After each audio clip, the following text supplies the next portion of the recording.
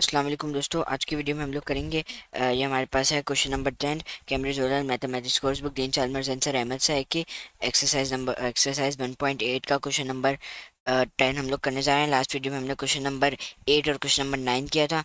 तो शुरू करते हैं हम लोग। क्वेश्चन नंबर 10 कैलकुलेशन का सवाल है और इसमें हम लोग को कुछ इक्वेशंस दी हुई होंगी। मतलब एक तरह से कह सकते हैं इक्वेशन, इनको इक्वेशन वैसे कहेंगे नहीं, एक मतलब क्वेश्चन दिया हुआ होगा, उसका जो हमें आंसर है ना, गिविंग आंसर स्टैंडर्ड फॉर्म, यानी हमारा आंसर है और हमें किस में देना होगा, स्टैंडर्ड फॉर्म में देना होगा। सही है। तो सबसे पहले इसको देखते हैं। 5 × 10⁴ डिवाइडेड बाई 2.5 × 10⁻³ तो सबसे पहले 5 डिवाइडेड बाई 2.5 तो आपको सबको पता है 2 होता है। तो 2.5 का जब डबल करते हैं तो 5 आता है, तो 5 को डिवाइड बाई 2.5 करेंगे तो हमारे पास 2 आएगा। सही है। उसके बाद हम लोग क्या करते हैं, -3 आ जाके ऊपर +3 हो जाएगा। तो 2 × 10⁻⁷। इतना इजी सा बच्चे वाला क्वेश्चन था। सही है। मैं आपको वापस से एक्सप्लेन करता हूँ। हमने क्या किया, सबसे पहले इसको हम दोनों को डिवाइड किया तो 2.5 × 2 होता है, तो इसलिए हमने यहाँ 2 लिख दिया, क्योंकि जब इन दोनों को डिवाइड करते हैं तो आंसर 2 आता है। उसके 10⁻⁴ डिवाइडेड बाई 10 जब भी छोटे से बड़े में जाता है तो -3 छोटा है, छोटा बड़े के पास जाता है तो वो ऊपर जाके वो प्लस हो जाएगा। सही है। तो -3 वहाँ जाके ऊपर जाके क्या हो जाएगा, +3 हो जाएगा। तो 4 + 3 कितना, 5 6 7, तो 2 × 10⁻⁷। सही है। 9 × 10 क्या है, 9 × 10⁻⁻6 डिवाइड बाई 6 × 10⁻3, तो 2 3 × 6, ओ सॉरी, 2 3 2 6, 3 3 9। सही है। तो 3/2। सही है। उसके बाद इंटू, यहाँ भी इंटू लगाएंगे, और ये -6 छोटा है तो ये छोटे बड़े के पास जाएगा। सही है। ओ सॉरी, सबसे पहले हाँ मैं एक चीज़ आपको बताना भूल गया कि 3 डिवाइडेड बाई 2 हम लोग ऐसे ही नहीं लिखेंगे फ्रैक्शन में, सबसे पहले हम इसको डिवाइड कर लेते हैं। तो 3 डिवाइडेड बाई 2 हमारे पास क्या हो जाएगा, 1.5। अब सही है। इंटू 10 की पावर, अब 10 की पावर क्या आएगी, सही है। अब मैंने आपको कुछ देर पहले बताया था कि हमेशा हमेशा छोटे के पास, मतलब छोटा बड़े के पास जाता है। सही है। तो अच्छा सॉरी, मैं वो दरवाज़ा बंद करने का बोल रहा था। चलो अच्छा, तो सबसे पहले हमने क्या किया, 3 डिवाइडेड बाई 2 मैंने फाउंड कर लिया। 1.5 × 10 क्या है। अब कुछ देर पहले मैंने आपको बताया था कि छोटा बड़े के पास जाता है, तो -6 -6 वहाँ बीच आके +6 हो जाएगा। लेकिन इसमें अब इसमें हमारे पास एक चेंज है। अब आप पूछोगे क्या चेंजिंग है, अभी तो आपने बताया था कि -6, जब भी -6 ऊपर हो तो हम लोग को क्या करना है, अगर हम ये -6 को नीचे ले आए ना तो ऊपर 3 खाली बच जाएगा, और अब सबसे ऊपर 1.5 × 10 की पावर, ये 1 ऊपर खाली बच जाएगा, क्योंकि 10 की पावर 6 जब यहाँ चली जाएगी तो 9 हो जाएगी, तो ऊपर हम लोग पास खाली बच जाएगा। लेकिन और फिर हमारे पास ऊपर 1 हो जाएगा, लेकिन हमेशा ऊपर 1 नहीं होता हमारे पास। सही है। तो वरना फिर ये 1 इंटू ऐसे ऐसे बन जाएगा, तो ये कोई स्टैंडर्ड फॉर्म होती नहीं है। सही है। और हमें आंसर भी स्टैंडर्ड फॉर्म में देना है, तो फ्रैक्शन में स्टैंडर्ड फॉर्म देंगे ना तो एग्जामिनर एक्सेप्ट नहीं करेगा। सही है। तो इसलिए जब भी ऐसे क्वेश्चन दी हुई हो तो हम सबसे पहले जो भी ऊपर जो भी हम लोग नीचे से ऊपर चले ले जाते हैं। ये तो +3 वहाँ जाके क्या हो जाएगा, -3, -6 -3 -9। सही है। ये हो सकती है, लेकिन 1/3 इंटू 1 ये नहीं हो सकती। सही है। इसलिए ये इसका आंसर हो जाएगा। अब 1.5 को चेंज करने की जरूरत नहीं है भाई, पहले स्टैंडर्ड फॉर्म में। सही है। ये वाला क्वेश्चन को हमने सिर्फ 3 मिनट में समझ लिया। आज इसके साथ नेक्स्ट क्वेश्चन भी कर लेता है, क्वेश्चन नंबर 11।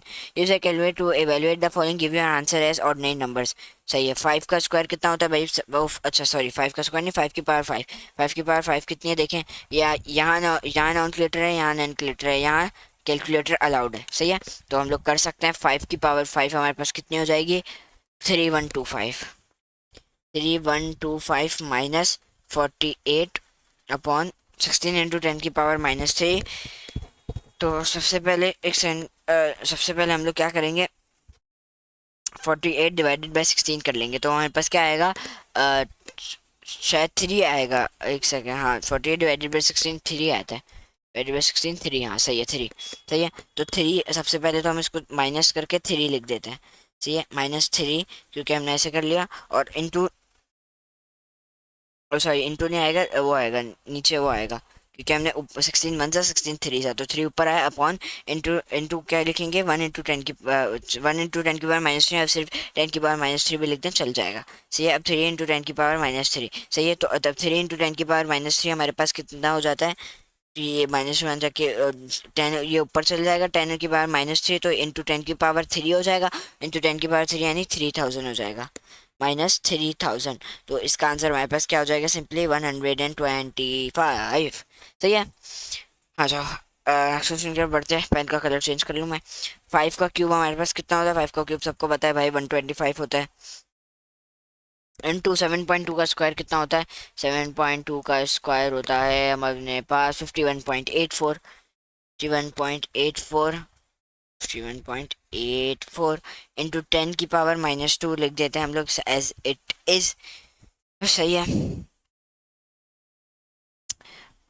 10⁻⁻2 को हम लोग, अच्छा ये सब जो मैं आपको एक और चीज़ बताया मिल गया।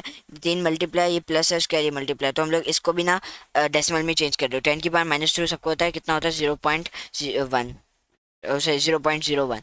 मैं एक दफ़ा फिर भी चेक कर लेता हूँ। 10⁻⁻2 0.01 ही होता है। 0.01 प्लस का सिंबल लगाएंगे। 3.52 इंटू 10⁻1 यानी 35.2।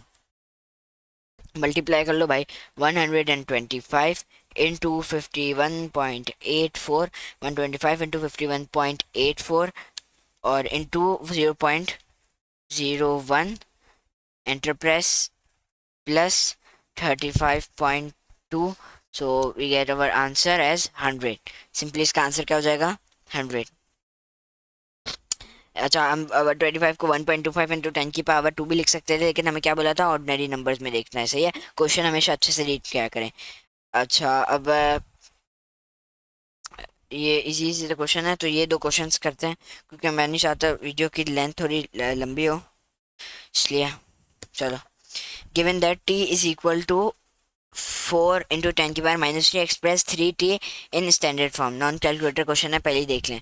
सही है, तो इजी सा है ये। तो 3t, तो सबसे पहले 3 लिखेंगे। t की वैल्यू क्या दी हुई है? 4 इंटू 10⁻³ मल्टीप्लाई कर देंगे। 3 4 ज़ा 12 इंटू 3 इंटू 10⁻³ हो जाएगा। सही है। नहीं सही, 3 इंटू 4 ज़ा 12 और 10⁻³ मल्टीप्लाई हमने पहले लगा दिया। सही, तो हमारे पास क्या हो जाएगा? 12 इंटू 10⁻³ ये हमेशा स्टैंडर्ड फॉर्म में नहीं है। राइट से लेफ्ट में जाएंगे। 1.2 इंटू 10⁻, राइट से लेफ्ट में +1 करेंगे। -3 +1 -2 यानी 10⁻²। इसको हम लोग डब्बे में डाल देते हैं ताकि आपको समझ आ जाए। सही है, ये तो चलो। Express the value of 0.0002 plus 9.9 into 10⁻⁻4 minus 9 into 10⁻⁻10 in standard form. सही है। नॉन कैलकुलेटर क्वेश्चन है भाई, पहले ही देख लो। एक्सप्रेस द वैल्यू ऑफ 0.02, 0.02 को क्या लिख सकते हैं? 1 2 3 4 यानी 2 इंटू 10⁻⁻4। सही है, इसको लिख सकते हैं हम लोग 2 इंटू 10⁻⁻4। फिर मैं एक दफ़ा चेक कर लेता हूँ। 0.0002 2 इंटू 10⁻⁻4 प्लस 9.9 पहले से स्टैंडर्ड फॉर्म में लिखने की ज़रूरत नहीं है। 9.9 को हम लोग इंटू 10⁻0 लिख सकते हैं, लेकिन नहीं लिखते। सही है, 9.9 चलो लिख देते क्योंकि फिर कंफ्यूजन रहेगी। Into 10 into 1 into 10⁻⁻4। सही है, 1 इंटू 10⁻⁻4 ये वही हो जाएगा। -9 इंटू 10⁻⁻5। सही है, मेरे पास सॉरी बहुत कम स्पेस है। 2 into 10⁻⁻4 plus 9.9 into 10⁻0 into 1 into 10⁻⁻4। तो सबसे पहले सबको ऐड कर लेते हैं। तो 2 प्लस 9.9 प्लस 1 तो नहीं होगा क्योंकि यही दोनों प्लस है और बाकी ये तो 1 इंटू 10⁻0 है। सही है, तो सबसे पहले इन दो मतलब इसको अगर मैं हाइड कर दूं, सबसे पहले इन दो टर्म्स को अगर हम देखें तो 2 प्लस 9.9 होगा और बेसिस में पावर आ जाएंगे -4 प्लस 0 विच इज़ -4। तो सबसे 2 प्लस 9.9 करते हैं। 2 plus 9.9 which is equal to 11.9, which is equal to 11.9 into 10⁻⁻4 ही रहेगी। और इंटू 10⁻⁻4 के 1 इंटू 10⁻⁻4 इज 10⁻⁻4। सही है, अब हम लोग 10⁻⁻4 इंटू 10⁻⁻4 11.9 इंटू 10⁻⁻8 हो जाएगा। सही है, अच्छा ये हो गया हमारे पास 10⁻⁻4। सही है, अब इसको हम लोग कन्वर्ट करते हैं। तो ये हो जाएगा 1.19। तो 10⁻⁻8 -7 हो जाएगी। सही है, उसके बाद इसको हम लोग कैसे लिख सकते हैं? -9 टू 10⁻⁻5। सही है, -9 इंटू 10⁻⁻5 -9 × 10⁻⁵ हमारे पास होता है -9 × 10⁻⁵ -5। अब हम लोग उसको लिखते हैं माइनस। अच्छा, तो हम लोग क्या बोल रहे थे? अच्छा, मैं ये वाला क्वेश्चन आपको ना थोड़ा वापस समझाना चाहता हूँ, क्योंकि मैंने बहुत किच पिच में लिखा है, तो इसलिए मैं ये वाला क्वेश्चन ना आपको वापस से समझाता हूँ। सही है, तो इस क्वेश्चन में हम लोग वापस से समझते हैं। अच्छा, तो 0.00 हम 0002 का हम लोग कैसे लिख सकते हैं? तो ×10⁻⁻4 प्लस 9.9 × 10⁻⁻4, ये एज इट इज रहेगा। अच्छा, अब हम लोग को तीनों की बेस सेम करनी है। -9 × 10⁻⁻, इसकी हम लोग बेस सेम कैसे करेंगे? हम इसको -0.9 लिख सकते हैं।